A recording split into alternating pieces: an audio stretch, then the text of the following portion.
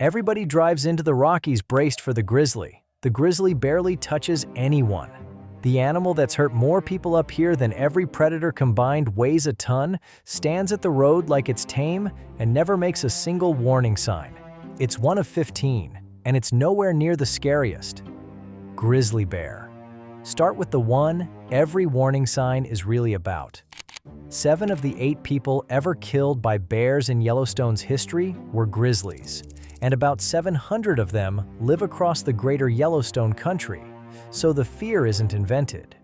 Here's the part that is. Between 1979 and 2023, across roughly 140 million visits, bears injured 48 people. That works out to about 1 death for every 26 million times somebody walked in. In August of 2015, a park worker named Lance Crosby went off-trail near Lake Village, alone, no bear spray, and surprised a sow with a cub.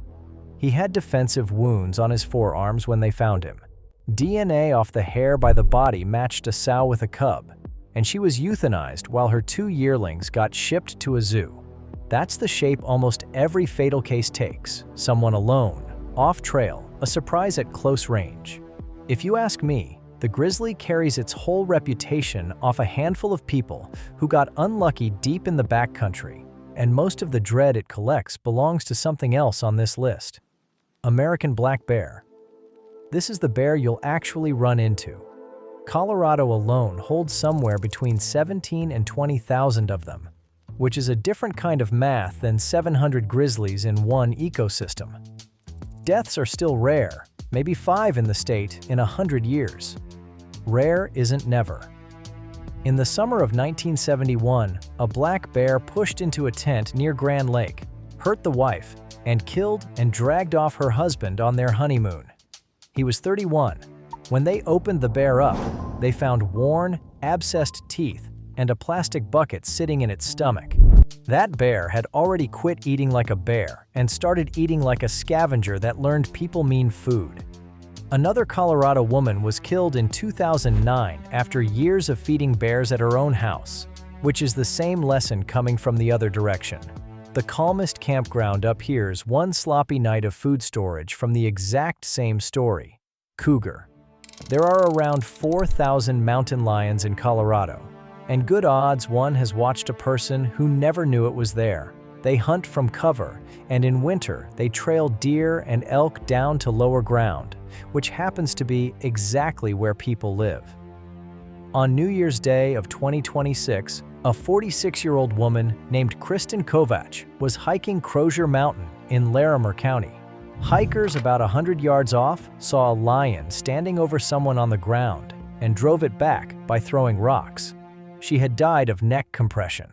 It was the state's first fatal cougar attack since 1999, and afterward, wildlife officers put down 2 lions near the scene and went looking for a third.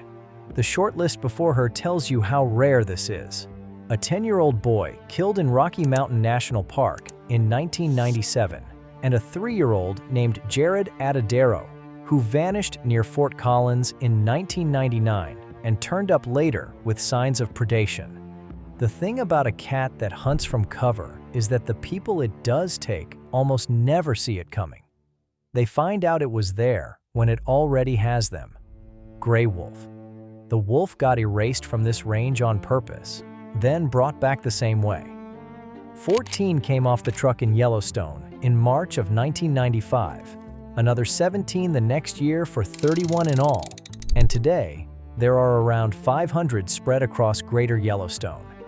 Add central Idaho to that first effort, and the founding count was 66 animals, and everything running across the West today grew out of that handful of crates. Montana, Idaho, and Wyoming pulled them off the endangered list in 2017, and the fight over that decision is still going. Here's the odd part, for an animal folklore spent centuries turning into a monster. To a person, the wolf is close to the safest thing on this whole list. The real conflict over its elk herds, cattle, and politics, not hikers. 500 wolves loose across the ecosystem, and the number of people they've killed in modern Yellowstone is 0. Moose. Here's the first one that catches people flat. Across its range, the moose injures more people than bears do. In Alaska, that runs 5 to 10 hurt a year, against 3 or 4 bear hospitalizations, partly just because moose outnumber bears about 3 to 1. It looks like a slow, harmless giant, and that look is the whole problem. In June of 2022, a couple with dogs came around a bend near Netherland that was hemmed in by big rocks and walked straight into a cow and her calf tucked against the outcrop. That blind corner is the mechanism nearly every time. You don't see the calf until the cow has already decided you're a threat.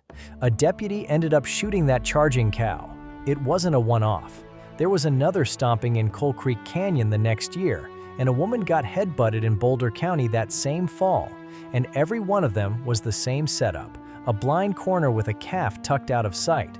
When a moose flattens its ears and drops its head, that isn't a warning you get time to think about. American bison.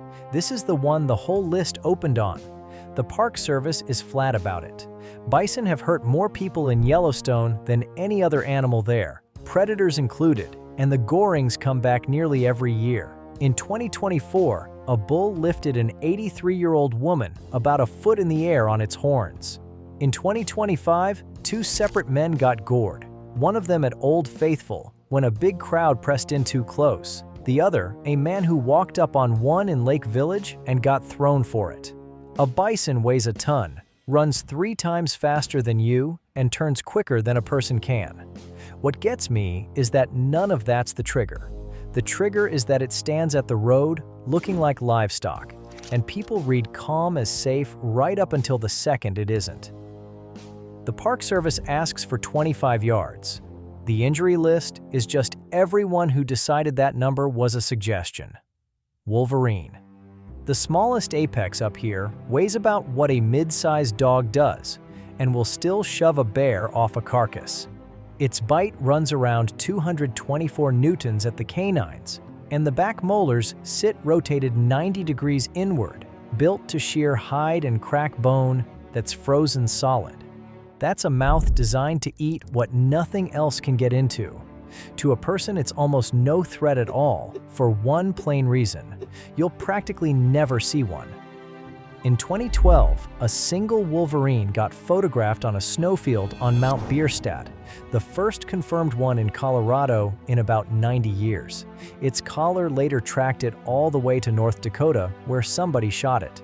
The one wolverine most people have ever heard of died a state and a half from home, and out in that high country right now, one has already smelled you long before you'd ever spot it. Prairie rattlesnake. Everybody files the rattlesnake under valley animal, the thing you leave behind once the trail starts climbing. It doesn't work that way. The prairie rattler ranges from the flats up past 9,000 feet in Wyoming, a good deal higher than most people think a rattlesnake has any business going. Its venom is mostly hemotoxic, the kind that wrecks tissue and drives bleeding, and it likes exactly the warm rock outcrops and ponderosa slopes hikers reach for on the way up. So the real risk isn't down low where you brace for it. It's the sun-warmed rock at 9,000 feet you were about to grab for balance. If knowing what actually shares the ground you walk on is your thing, you're in the right place, because the back half of this list is where the danger stops needing a wilderness at all. The bobcat is the shy one, and normally it wants nothing to do with you. There's no recorded bobcat fatality in the country. When one does go at a person, something is usually wrong with it, and the usual something is rabies. A rabid bobcat has attacked people, and it stops behaving like a bobcat at all when it does. So the danger here isn't the animal's nature, it's the single sick one that's quit following it. The coyote figured out the suburbs. Along the Denver and Boulder edge, it's dense, and it has learned that the fear it's supposed to carry around people doesn't pay. Broomfield ran a GPS collar study on them from 2012 to 2017 just to map how they live off us. Wildlife officers have logged around 25 coyote bites in the Denver area since 2007, and about 92% of the conflicts before that involved pets, not people. Every one of those bold coyotes was taught to be bold, usually by somebody tossing it food and figuring they were being kind, and hazing barely works once that lesson has already set. The elk is the animal everyone crowds for the photo, and it hurts people in 2 different seasons for 2 different reasons. Fall is the rut, when bulls defending a harem will charge people and cars around Estes Park. Spring is worse in its own quiet way. In 2024, a run of cow attacks around Estes got called unprecedented. On May 30th, a cow charged an 8-year-old girl off her bike from 60 yards and stomped her. Days later, another cow went after a 4-year-old at a playground where nobody knew 2 calves were hidden nearby. A week after that, a woman walking a leashed dog startled a cow at 20 yards, tried to get behind a tree, and got knocked down and stomped anyway. The park asks for 75 feet. The animal in everyone's vacation photos is the one most likely to put a person in the ER twice a year, once for the antlers and once for the calves. Canada lynx. Here's a predator that vanished from these mountains and got quietly slipped back in. Trapping and habitat loss wiped the lynx out of the southern Rockies by the 1970s.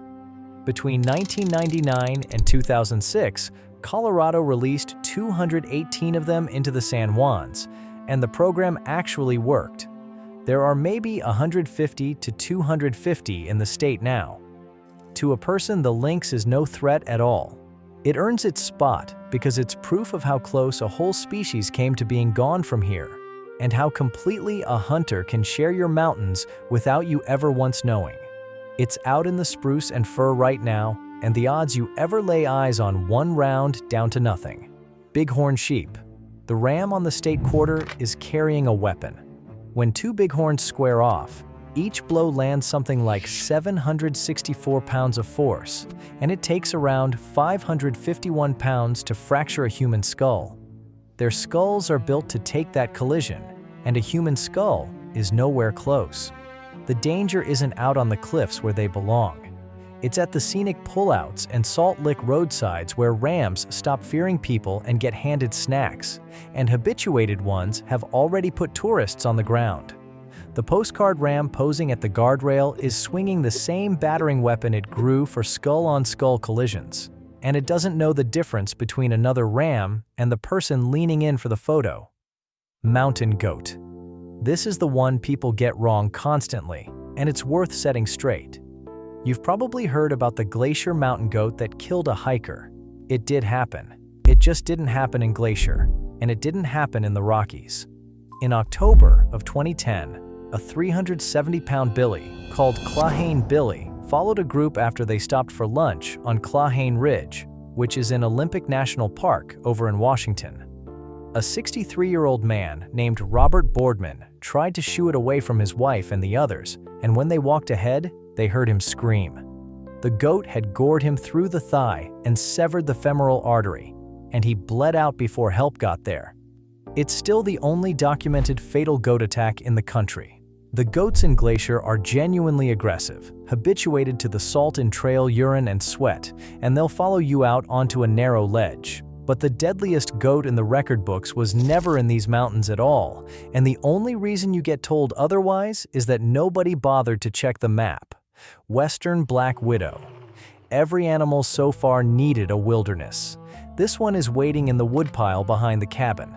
The western black widow carries a neurotoxin called alpha-latrotoxin that forces your nerves to dump everything they hold all at once. The result has a name, latrodectism, and it means hard muscle cramps, sweating, blood pressure spiking, and a night you don't forget. It's rarely fatal, but rarely isn't the same word as harmless. She nests low, in outbuildings and woodpiles and the undersides of rocks in the dry country at the foot of the range, which is exactly where a hand goes without looking first. It's the reach into the woodpile, the boot left on the porch overnight, the underside of the rock you flip on a dry hillside. Everything above this needs you to drive somewhere and go find it. This one is already inside the shed, sitting in the glove you are about to put on. Line all 15 up, and the mountains quietly rearrange what you're supposed to be scared of. The animals folklore built into monsters. The grizzly, the wolf, the lynx, the wolverine barely touch anyone. The ones filling the incident reports are the scenery, the moose in the willows, the bison at the road jam, the elk everyone stops the car for. What ties them together isn't teeth. It's how close people let themselves get to whatever they've already decided is safe. If you take one thing off this list, take that the deadliest encounter up here almost always looks harmless, right up until the moment it isn't. So watch your footing on the way out. Next time, I'll take a single state and go deeper into the animals the local wildlife department swears aren't there, while the people who live alongside them keep seeing them anyway.